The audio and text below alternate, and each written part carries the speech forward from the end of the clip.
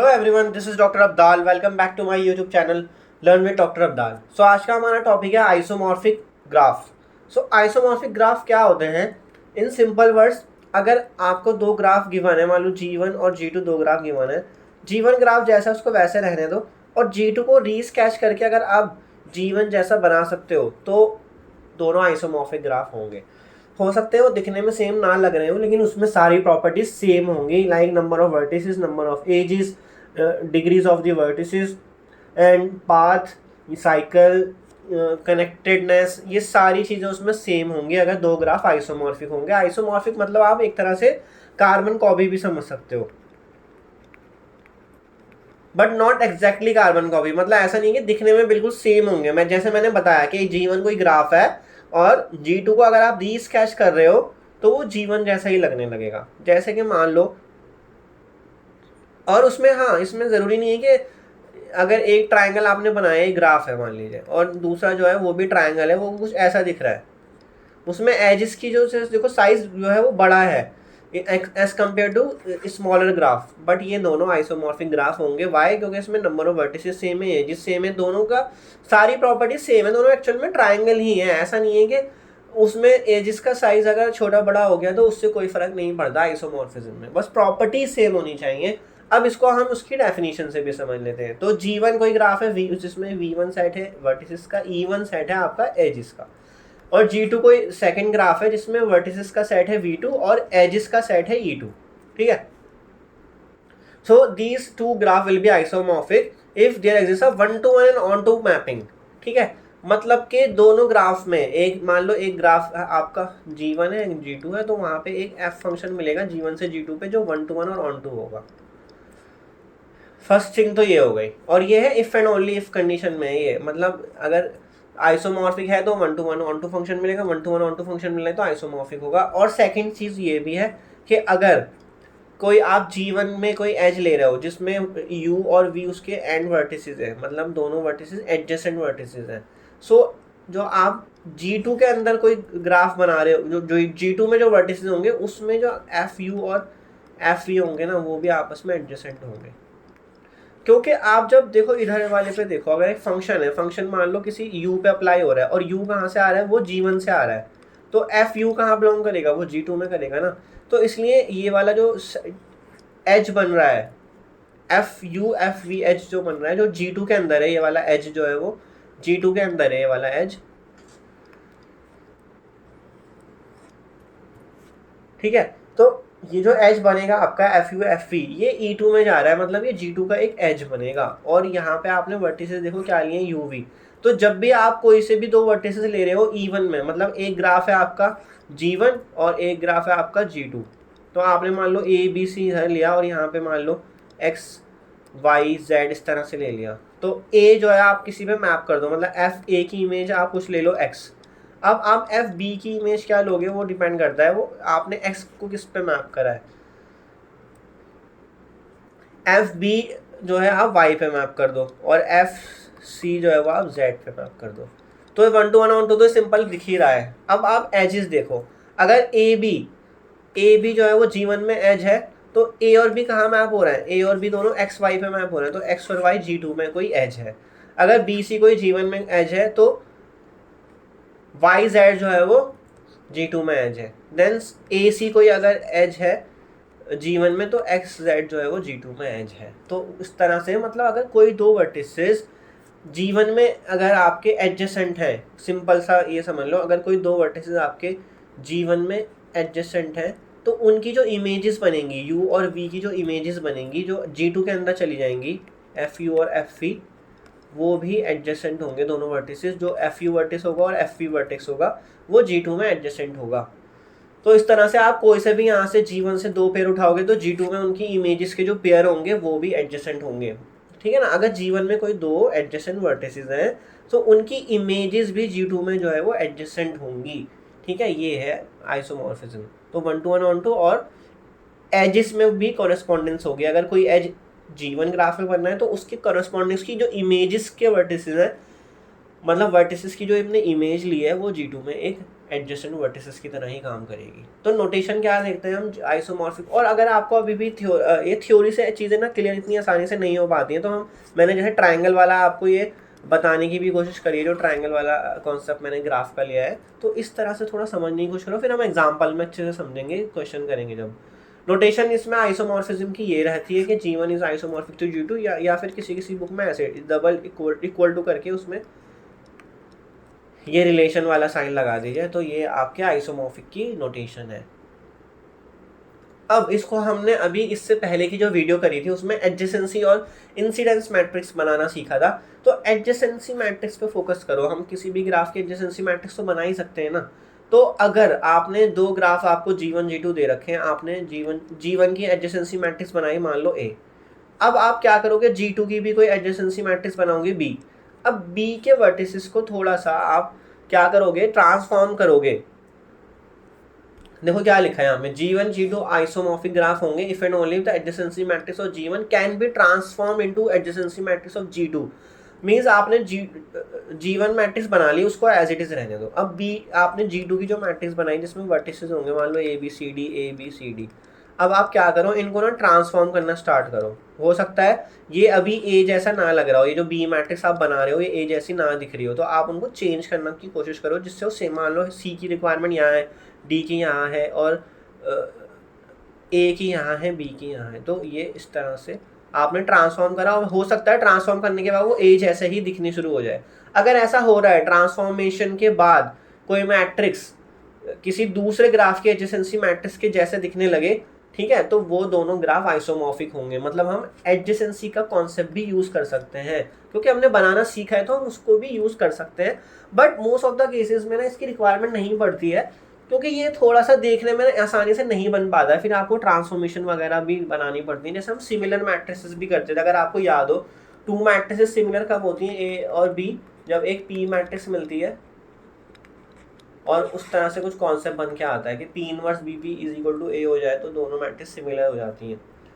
तो ये वाला कॉन्सेप्ट भी लगता है, लेकिन हम वर्टिसेस की 1-to-1 कॉरेस्पॉन्डेंस से इजीली कर लेंगे।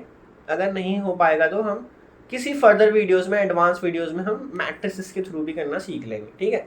जब हमारा काम इजीली हो रहा है तो, और क्योंकि एग्जाम्स में बच्चों के जो है वो इतने ज़्यादा हाई फाई ग्राफ नहीं आता है आइसोमॉर्फिक प्रूफ करने के लिए, जिसमें हमें बहुत बड़ी बड़ी मैट्रिसेस को फिर ट्रांसफॉर्म करके दूसरे की मैट्रिक्स के इक्विवेलेंट दिखाना हो, तो हम क्या करेंगे, उनकी सिर्फ वर्टिसेस को 1-to-1 कॉरेस्पॉन्डेंस करने की कोशिश करेंगे, और ये दिखाएंगे कि जो भी वर्टिसेस, अगर टू वर्टिसेस G1 में एडजेसेंट हैं तो उनकी इमेजेस भी G2 में एडजेसेंट होंगी। हम ये वाला कॉन्सेप्ट यूज करके दिखा देंगे कि ग्राफ जो है आपके वो आइसोमॉर्फिक हैं। अब इसमें एक बहुत इंपॉर्टेंट कॉन्सेप्ट ये सीख लेते हैं, ये है नेसेसरी कंडीशंस। मतलब कि आपके पास दो स्टेटमेंट है P और Q। P Q को इम्प्लाई कर रहा है। P स्टेटमेंट क्या है, P स्टेटमेंट है कि G1 जो है वो आइसोमॉर्फिक है G2 में, ये हमें गिवन है। तो अगर ये गिवन है तो हमारे पास Q स्टेटमेंट है, वो होल्ड करेगा जो भी Q स्टेटमेंट होगा। तो फर्स्ट स्टेटमेंट देखो क्या है, फर्स्ट है सेम नंबर ऑफ वर्टिसेस। इसका मतलब ये हुआ कि if P holds then Q holds, ये बोल रहा है if two graphs are isomorphic then their vertices are same number of vertices, then same number of edges. मतलब जितने एजेस, मान लो अगर ग्राफ G1 में 10 एजेस है तो ग्राफ G2 में भी 10 एजेस होंगे। ये है नेसेसरी कंडीशन। अब इसका यूज़ क्या होता है, मैं आपको आगे और कंडीशंस दिखाने से पहले या समझाने से पहले ये क्लियर कर दो कि नेसेसरी कंडीशन को जब भी यूज़ करते हैं ना, ये आप एक मतलब बिल्कुल गांठ बांध लो इस चीज़ की कि कैसे यूज़ करते हैं इसकी, कि जब भी Q होल्ड नहीं करेगा, ठीक है ना, whenever Q does not hold P also does not hold। तो ये है इसका कॉन्सेप्ट। मतलब जब भी Q होल्ड नहीं करेगा तब तक P भी होल्ड नहीं करेगा। इसको हम निगेशन में यूज़ करते हैं। मीन्स हमने क्या करा, अगर Q का निगेशन करा तो P का भी निगेशन हो जाएगा। मतलब अगर कंडीशन 1 होल्ड नहीं कर रही तो क्या हो जाएगा, G1 आइसोमॉर्फिक नहीं रहेगा G2 में। अगर ये इस इंडिविजुअल है फर्स्ट कंडीशन। अब मान लो सिर्फ सेकंड कंडीशन नहीं हो रही है, जो है नंबर ऑफ एजेस। मतलब अगर टू ग्राफ में नंबर ऑफ एजेस सेम नहीं है, एक ग्राफ में 10 एजेस है, एक ग्राफ में 7 एजेस है, तो आप डायरेक्टली बोल सकते हो कि G1 is not isomorphic to G2, ठीक है। फिर थर्ड कंडीशन है सेम डिग्री सीक्वेंस। मतलब आप वर्टिसेस की डिग्री निकालो, उसको एक सीक्वेंस में रख लो, इंक्रीजिंग या डिक्रीजिंग, तो दोनों की डिग्री सीक्वेंस भी सेम होनी चाहिए। तो अगर थर्ड कंडीशन नहीं होगी तो G1 not isomorphic to G2 होगा। तो मतलब हम किस तरह से यूज़ कर रहे हैं आप देख रहे हो, निगेशन करके यूज़ कर रहे हैं। तो ये सारी नेसेसरी कंडीशन है, मतलब जब जब ये चीज़ नहीं होगी, मतलब सेम नंबर ऑफ वर्टिसेस नहीं होंगे, तो आप सीधा सीधा बोल दोगे ग्राफ इज नॉट आइसोमॉर्फिक। और ये इंडिविजुअल है, ऐसा नहीं कि सब मिलाकर कंडीशन प्रूफ करनी है, आपने इंडिविजुअली कंडीशंस को प्रूफ करना है कि भाई देखो इन दोनों ग्राफ में, एक ग्राफ में 10 वर्टिसेस है, एक ग्राफ में 9 वर्टिसेस है, तो आप सीधा सीधा बोल दोगे ग्राफ्स आर नॉट आइसोमॉर्फिक। तो इसी तरह number of edges, degree sequence, मतलब आपने ग्राफ की डिग्री की सीक्वेंस असेंडिंग या डिसेंडिंग ऑर्डर में लग ली, देखो ये लिखा भी है असेंडिंग या डिसेंडिंग, और वो डिग्री मान लो ये बनी है, एक की डिग्री 1 है, एक की 3 है, फिर 4 है, फिर 4 है, फिर 4 है, फिर 6 है, इस तरह से। तो दूसरे ग्राफ की भी सेम होनी चाहिए। अगर ऐसा नहीं हो रहा है तो क्या बोलोगे आप, दोनों ग्राफ आइसोमॉर्फिक नहीं है। ठीक है, ये है कॉन्सेप्ट नेसेसरी कंडीशन का। बहुत इंपॉर्टेंट होती है नेसेसरी कंडीशन किसी चीज़ को डिस्प्रूव करने के लिए, क्योंकि डिस्प्रूव करने के लिए हमें सिर्फ और सिर्फ एक एग्जाम्पल की रिक्वायरमेंट होती है। अगर आपके पास एक भी एग्जाम्पल है या एक भी कोई सिंगल केस है और वो होल्ड नहीं कर रहा है, तो आप सीधा सीधा बोल दोगे कि ग्राफ आर नॉट आइसोमॉर्फिक। ठीक है, किसी चीज़ को डिस्प्रूव करना बड़ा आसान होता है। Same number of isolated vertices, so अगर G1 में आइसोलेटेड वर्टिसेस जितने हैं उतने ही G2 में होने चाहिए, अगर नहीं हो रहे हैं तो दोनों ग्राफ आइसोमॉर्फिक नहीं होंगे। Same number of pendant vertices, मतलब जिसकी डिग्री 1 होती है।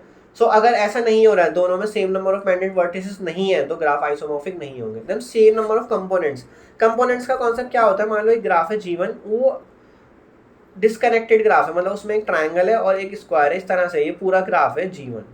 ठीक है, ये पूरा एक ग्राफ है, कभी आप इसको 2 ग्राफ समझो। और G2 भी ऐसा है, मान लो वो ऐसा है।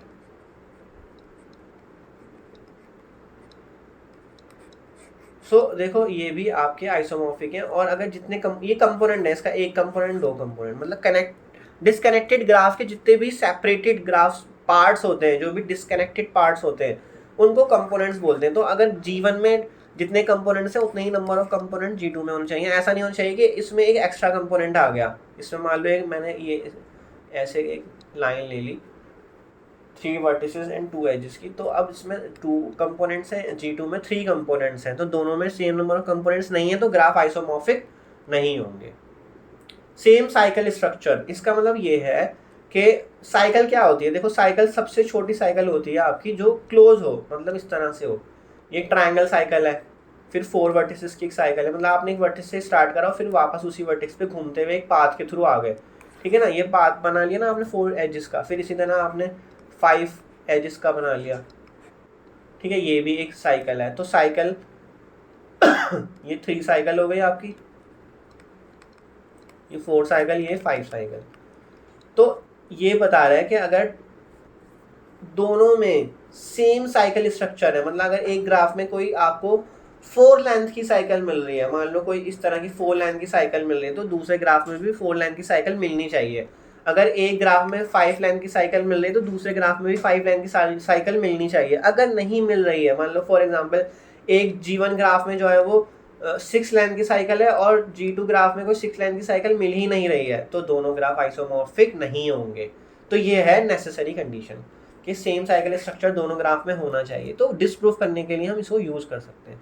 सेम कनेक्टिविटी प्रॉपर्टीज, मतलब अगर एक ग्राफ कनेक्टेड है तो दूसरा भी कनेक्टेड होना चाहिए। अगर नहीं हो रहा है ना, तो फिर आप सीधा सीधा बोल दोगे कि ग्राफ आइसोमॉर्फिक नहीं है। सो आई होप आपको सारी नेसेसरी कंडीशन समझ आ गई होंगी। हम कहीं कोई सी भी कहीं भी यूज़ कर सकते हैं अगर डिस्प्रूव करना है, और अगर प्रूफ करना है फिर तो हम पूरी डेफिनेशन वाइज जाएंगे, 1-to-1 कॉरेस्पॉन्डेंस वर्टिसेस में ढूंढेंगे। सो क्वेश्चन करते हैं यहाँ पे हम, check the following pair of graphs are isomorphic. So आपके पास एक G ग्राफ है और एक आपके पास H ग्राफ है, तो क्या हम इसको H को तो G को तो एज इट इज रहने, तो क्या मैं H को रीस्केच करके G जैसा बना सकता हूँ? तो मैं इजीली बना सकता हूँ। देखो कैसे बनेगा, V3 को यहीं रहने दो और V1 को यहीं रहने दो। अब V4 को ना ऊपर ले जाओ, तो V4 क्या होगा, V1 के सामने आ जाएगा यहाँ पे, और V2 को नीचे की तरफ ले जाओ। तो ये कैसे बनेगा, देखो V1 V4 से कनेक्टेड है ना ऊपर वाले ग्राफ में, है ना, V1 V4 से कनेक्टेड है, तो देखो यहाँ पे V1 V4 से ही हो रहा है। फिर V4 आगे किससे कनेक्टेड है, V4 V2 से कनेक्टेड है, तो देखो V4 V2 से। फिर V2 किससे है, V3 से, तो V2 को मैंने V3 से कर दिया, और फिर V3 किससे वापस V1 से, तो देखो V1 से। तो मैंने इसको रीस्केच करके इस तरह से बना लिया। अब मैं इसमें 1-to-1 कॉरेस्पॉन्डेंस बना सकता हूँ, किसमें, इसमें G में और H में। अब वो इजीली दिखाई दे रही है आंखों से कि भाई कौन सी कॉरेस्पॉन्डेंस बन सकती है। तो देखो 1-to-1 कॉरेस्पॉन्डेंस बहुत सिंपल सा बनेगा बिल्कुल। आप यहाँ पे एक, अब क्योंकि आपके दोनों ग्राफ सेम ही दिख रहे हैं, मैंने रीस्केच कर लिया है, तो आप इजीली किसी भी वर्टेक्स से स्टार्ट कर लो तो वहाँ से बात बन जाएगी। मैंने यहाँ से U1 से स्टार्ट कर रहा हूँ और यहाँ से आप मान लो V1 से स्टार्ट करो। देखो तो देखो क्या होगा, U1 जो है वो कॉरेस्पॉन्डेंस है V1 के, ठीक है। देन U1 किससे कनेक्ट होता है नेक्स्ट, U2 से। तो आप इसी को इसी एक पाथ पे चलते चले जाओ। अब U2 किससे कनेक्ट होगा फिर, मतलब अगर U1 के सामने वाले ग्राफ में V1 आ रहा है तो U2 के सामने वाले ग्राफ में क्या आएगा, V4 आएगा, ठीक है ना। ये आ रहा है, ये वाला वर्टेक्स इसके कॉरेस्पॉन्डेंस में आ रहा है, तो V4 आ गया है। अब U2 नेक्स्ट किस पे जाएगा, U4 पे जाएगा। तो मैं पहले इनको ही लिख लेता हूँ, U4 आएगा, फिर U4 के बाद कौन सा आ रहा है, U3 आ रहा है, तो U3 लिख लो यहाँ पे। अब U4 मैं किससे कनेक्ट करूँगा, V2 से, और U3 किससे कनेक्ट कर रहा हूँ मैं, V3 से। तो देखो ये हो रहा है U1 U2 U4 U3, तो U1 से स्टार्ट करा, U1 U2 U4 U3, ये वाला पैटर्न हमने लगाया और फिर वापस हम U1 पे चले जाएंगे। इसी तरह हमने किस तरह से कॉरेस्पॉन्डेंस करी, V1 से आप V4 पे जाओगे, फिर V2 पे जाओगे, फिर V3 पे जाओगे, V1 पे आ जाओगे। तो ये दोनों ग्राफ आइसोमॉर्फिक हो गए क्योंकि दोनों में सेम बिहेवियर है। अब देखो कोई सा भी दो पेयर उठा के देख लो जो एडजेसेंट है, मान लो U1 और U3 एडजेसेंट है, ठीक है, ग्राफ G में U1 U3 मतलब एक एज है। सो उसके कॉरेस्पॉन्डेंस में एज कौन सा बन रहा है, U1 के लिए कौन सा था, V1, और U3 के लिए कौन सा था, V3। तो V1 V3 बनेगा सीधा, V1 एंड V3, देखो V1 V3 है। तो इसमें हमारे पास 1-to-1 कॉरेस्पॉन्डेंस आ गई है। अगर आप फंक्शन f के थ्रू लिखना चाहो तो फंक्शन f के थ्रू भी लिख सकते हो। f U1 is equal to V1, f U2 is equal to V4, f U4 is equal to V2 and f U3 is equal to V3. So hence G and H are isomorphic. ठीक है ना। अगर आप रीस्केच कर लोगे ना आपके लिए आसानी हो जाएगी। अगर रीस्केच नहीं करना चाहो बिना रीस्केच के भी कर सकते हो। सीधा आप U1 से स्टार्ट करा U2 पे गए तो V1 से स्टार्ट करा V4 पे चले गए, फिर U2 U4 पे जा रहा है तो V4 V2 पे जा रहा है। इस तरह से आप बिना रीस्केच करे भी कर सकते हो, प्रैक्टिस का खेल है थोड़ा बस। अब नेक्स्ट ग्राफ देखो G और H, इसमें आपको कुछ दिखाई दे रहा होगा साफ साफ। देखो वर्टिसेस तो नंबर ऑफ वर्टिसेस तो सेम है तो इसको हम देख नहीं सकते। इसमें देखो एक H में जो है वर्टेक्स है जिसकी डिग्री 1 है, मतलब पेंडेंट वर्टेक्स है वो, pendant.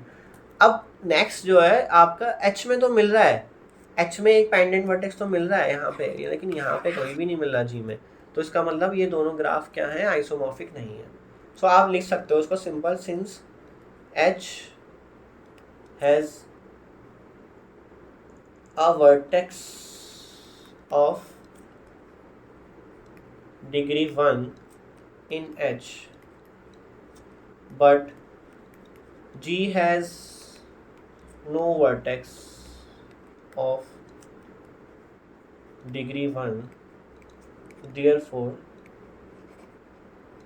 G and H are not isomorphic। Simple हो गया ये। इसमें देखा मैंने क्या कहा था, डिसप्रूफ करना बड़ा आसान होता है, तो हमने नेसेसरी कंडीशन का यूज करा है। यहाँ पे जो हमने नेसेसरी कंडीशंस पढ़ी थी बहुत सारी, उसमें से एक कंडीशन ये भी थी। सो नेक्स्ट क्वेश्चन देखो, हमें अगेन आइसोमॉर्फिज्म देखना है कि है कि नहीं। तो जी आपके पास ये ग्राफ है और आपके पास एच ये ग्राफ है। तो ये ग्राफ अगर आप ध्यान से देखो ना तो ये दोनों ना रीस्केचिंग करने के बाद सेम लगने लग सकते हैं।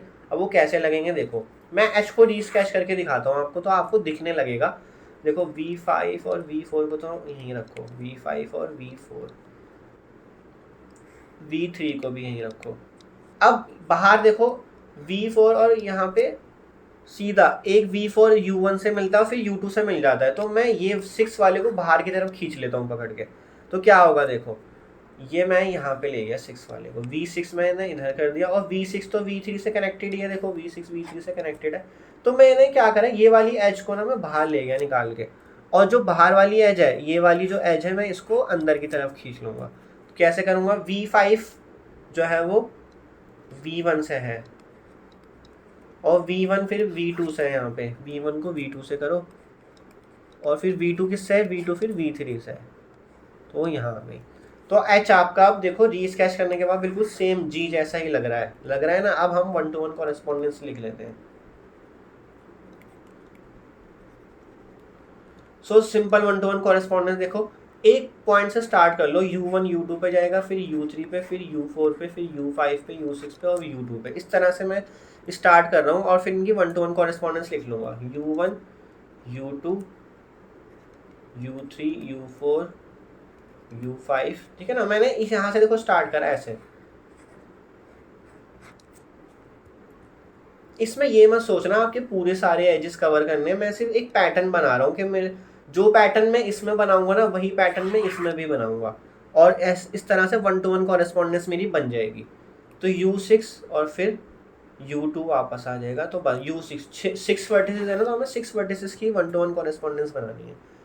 तो बनाना स्टार्ट करते हैं। अब U1 किससे कनेक्ट 1-to-1 कॉरेस्पॉन्डेंस होगा, मैं यहाँ पे अगर U1 से स्टार्ट कर रहा हूँ तो मैं H वाले ग्राफ में, जो मेरा H ग्राफ में ये रीस्केच करके आया, मैं V6 से स्टार्ट करूँगा अब ये, ठीक है। तो ये किसके हो गया, U1 V6 के हो जाएगा और U2 किसके हो जाएगा। अब बस आपने इसी में सेम पैटर्न फॉलो करना है, ये V3 के हो जाएगा।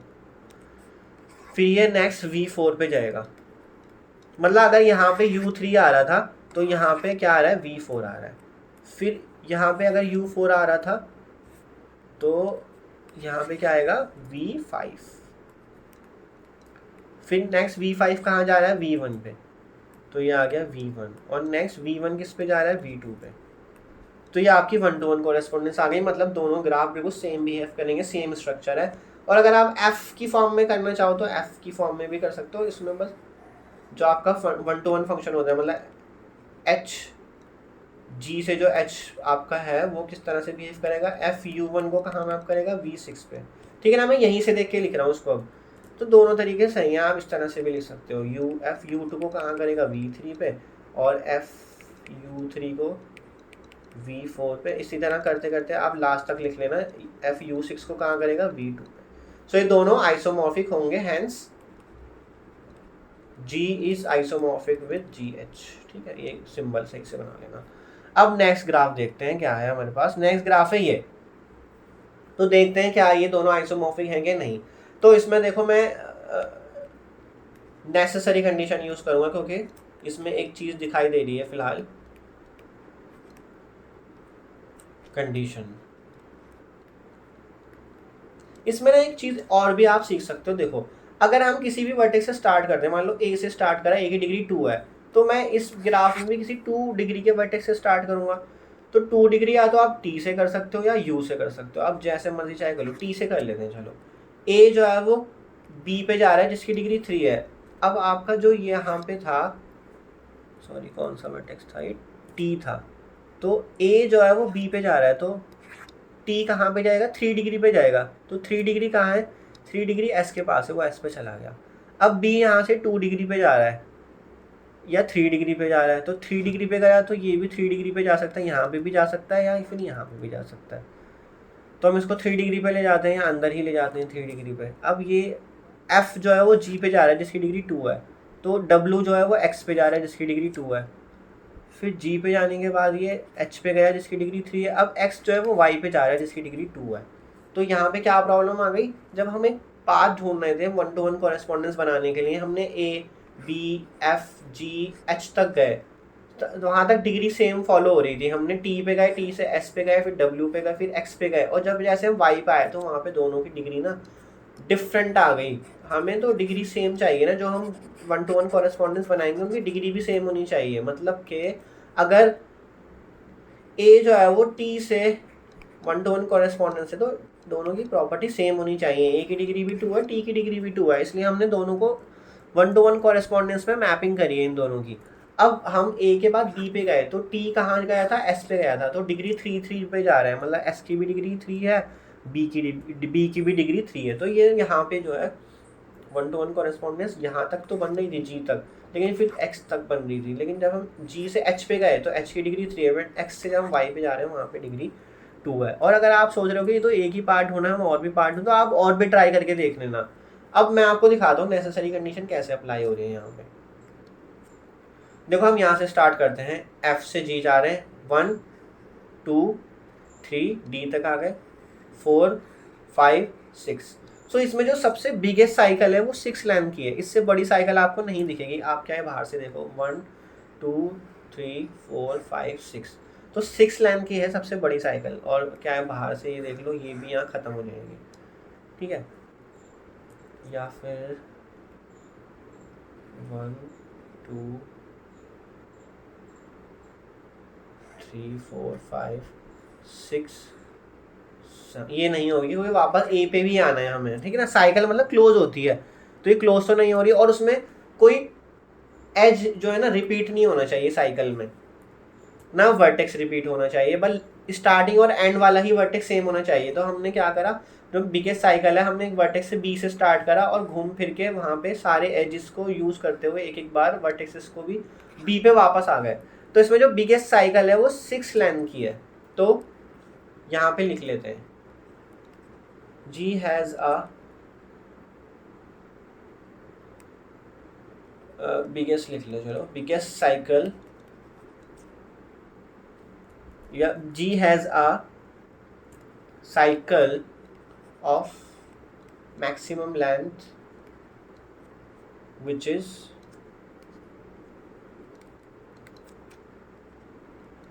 6, ठीक है ना। मैक्सिमम 6 तक ही जा पा रहा है। अब आप देखो एच में स्टार्ट करते हैं, देखो 1 2 3 4 5 6 7 8, तो इसमें जो मैक्सिमम लेंथ की साइकिल है वो 8 के है, where H has a cycle of maximum length which is 8। So therefore हमने क्या नेसेसरी कंडीशन पढ़ी थी, अगर दोनों ग्राफ जी और एच आइसोमॉर्फिक होना चाहते हैं तो उनमें साइकिल स्ट्रक्चर भी सेम होना चाहिए, जो कि नहीं हो रहा है। तो therefore G is not isomorphic with H. तो नॉट आइसोमॉर्फिक के लिए हम क्या करते हैं, इसको आइसोमॉर्फिक करके काट देते हैं, क्रॉस कर देते हैं, तो इसका मतलब है ये आइसोमॉर्फिक नहीं है। तो आई होप आपको ये समझ आ गया होगा। जहाँ पे हमने आइसोमॉर्फिक प्रूफ करना है वहाँ 1-to-1 कॉरेस्पॉन्डेंस चाहिए, और जहाँ नहीं करना है वहाँ कोई आपको पॉइंट बताना पड़ेगा कि कौन सा पॉइंट जो है वो दोनों में नहीं है। तो इसमें एक साइकिल लेंथ 6 की थी मैक्सिमम लेंथ जो है, और एच में मैक्सिमम लेंथ जो है वो हमें 8 मिल रही है, ठीक है, वो इसलिए। या फिर आप ये कह सकते हो एच के पास एक साइकिल है लेंथ 8 की, बट जी के पास साइकिल लेंथ 8 की है ही नहीं, इस तरह से भी लिख सकते हो, ये भी ईजी हो जाएगा। सो आज का लास्ट क्वेश्चन देखते हैं कि आइसोमॉर्फिज्म कैसे निकालते हैं। तो आपके पास ग्राफ है यहाँ पे जी और एच। अब आप ये देखो, मैं ना U1 से स्टार्ट करता हूँ, U1 की डिग्री है 1। अब U1 ना नेक्स्ट जो एडजेसेंट है वो U2 से एडजेसेंट है, और U2 की डिग्री क्या है, 2 है। अब मैं कहीं से भी स्टार्ट करके देख लेता हूँ। अगर मैं V1 से स्टार्ट करता हूँ तो V2 पे जा रहा हूँ, तो V2 की डिग्री तो 3 हो रही है, तो मैं यहाँ से स्टार्ट नहीं कर सकता। मतलब U1 और V1 तो कॉरेस्पॉन्डेंस है, लेकिन जैसे U2 पे गया तो V2 पे नहीं जा सकता मैं, क्यों, क्योंकि U2 की डिग्री 2 है बट V2 की डिग्री 3 हो गई, ठीक है। अब किसी और वर्टेक्स से स्टार्ट कर लेते हैं, यहाँ पे डिग्री 1 है तो डिग्री 1 का और क्या है, डिग्री का 8, ये V8 है, तो V8 से स्टार्ट कर लेते हैं। अब V8 भी जब नेक्स्ट पे जाएगा उसकी डिग्री भी 3 है, तो वहाँ से भी नहीं कर सकते। अब V3 से करके देख लो, V3 जब V2 पे जाएगा उसकी डिग्री भी 3 है। V7 से स्टार्ट कर लो, V6 पे जाएगा उसकी भी डिग्री 3 है।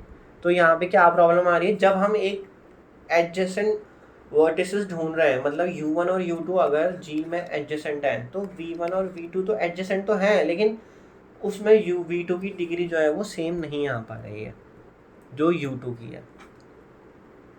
So therefore G and H are not isomorphic. तो ये मैंने एक और नई कंडीशन निकाल ली, जब मतलब आपने एक पाथ बनाते हुए चलना है, ऐसे ऐसे करके जो भी कवर कर सकते हो, फिर U6 और U3 इस तरह से चल रहे हैं, तो यहाँ पे भी ना सेम स्ट्रक्चर आना चाहिए। ऐसा नहीं होना चाहिए कि भाई दोनों में डिग्री भी अलग अलग आ रही है जब आप 1-to-1 कॉरेस्पॉन्डेंस कर रहे हो।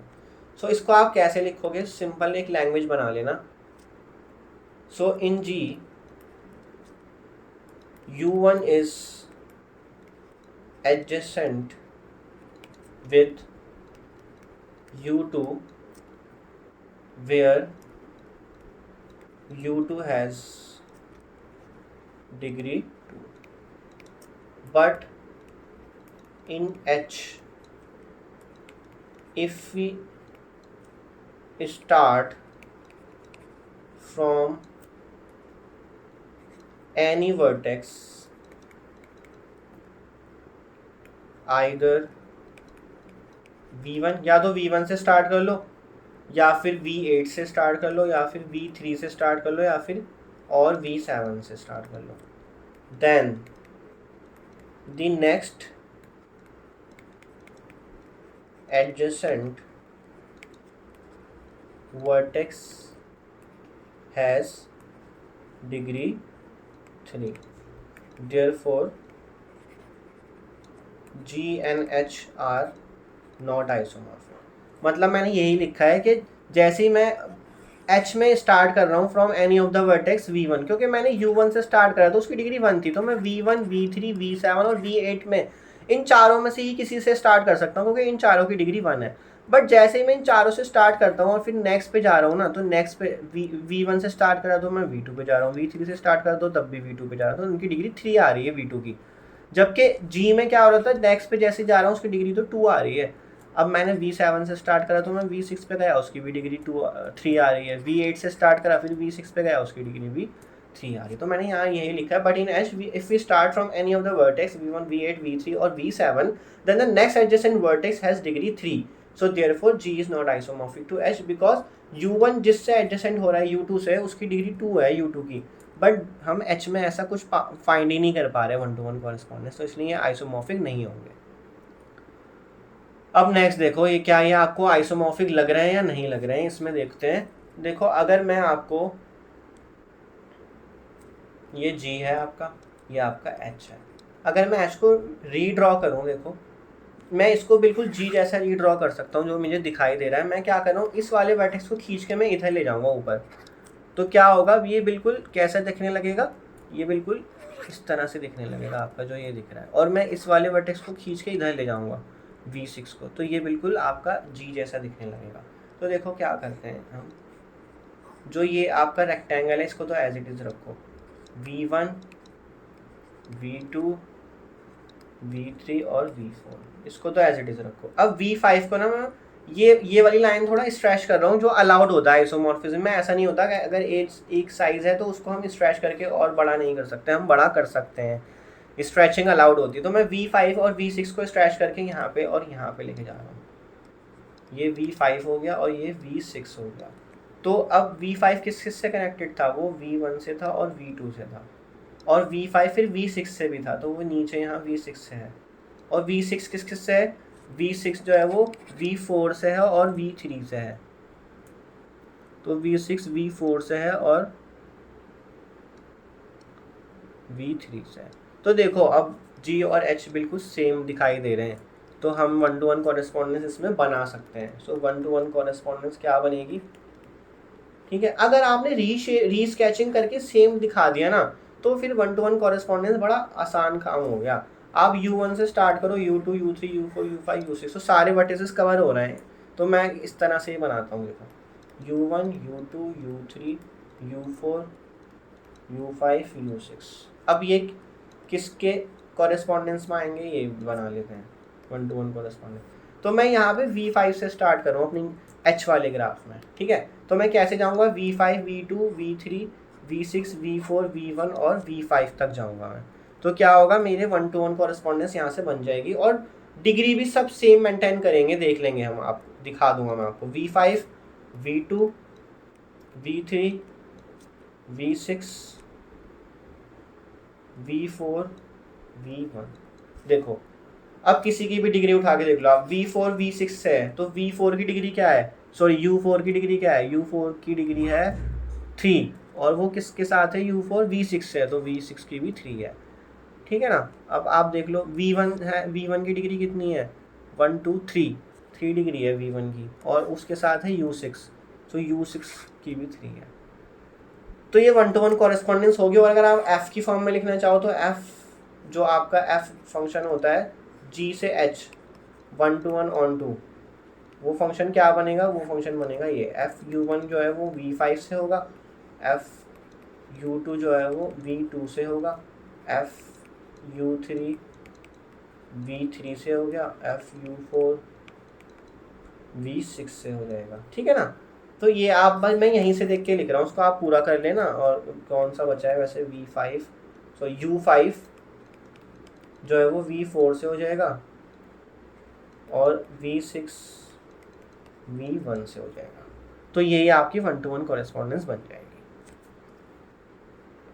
सो आई होप आपको ये आइसोमॉर्फिज्म का कॉन्सेप्ट इजीली समझ आ गया होगा। अगर आइसोमॉर्फिक प्रूफ करना है तो 1-to-1 कॉरेस्पॉन्डेंस चाहिए, और आइसोमॉर्फिक प्रूफ नहीं हो रहा है, मतलब आइसोमॉर्फिक दोनों ग्राफ नहीं है, तो आपने कुछ ऐसी प्रॉपर्टी ढूंढनी पड़ेगी जिससे आप डिस्कार्ड कर सको। मतलब हमने क्या क्या किस तरह से डिस्कार्ड करा, किसी की डिग्री 1 थी तो दूसरे में 1 डिग्री का नहीं था, किसी में साइकिल थी एक मान लो 8 लाइन की तो दूसरे में 8 लाइन की साइकिल ही नहीं थी। तो आपको इस तरह से प्रूफ करना पड़ेगा अगर आपको नेसेसरी कंडीशन मतलब यूज़ करनी पड़ेगी। सो आई होप आपको मेरा कंटेंट, मेरी वीडियो, ये कॉन्सेप्ट अच्छे से समझ आया होगा। ये डिफिकल्ट कॉन्सेप्ट होता है वैसे। सो मेरी वीडियो को लाइक शेयर सब्सक्राइब ज़रूर करें, अपने फ्रेंड से ज़रूर शेयर करें। फिर मिलेंगे नेक्स्ट वीडियो में। Thank you so much.